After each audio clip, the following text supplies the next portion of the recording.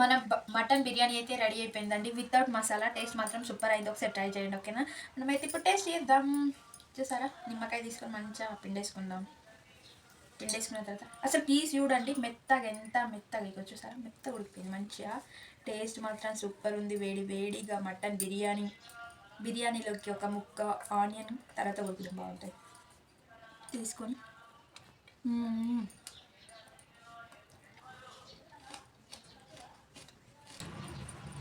Taste మాత్రం super అయిందండి. ఒకసారి ట్రై చేయండి, మీకు కూడా నచ్చుతుంది.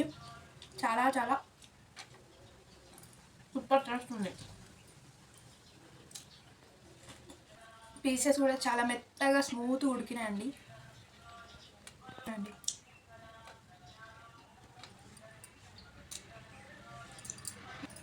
టేస్ట్ మాత్రం సూపర్ అయిందండి. మీకు నచ్చితే ఖచ్చితంగా మన ఛానల్ని సబ్స్క్రైబ్ చేయండి. అట్లాగే లైక్ కొట్టండి, షేర్ చేయడం మర్చిపోద్దు. Bye bye.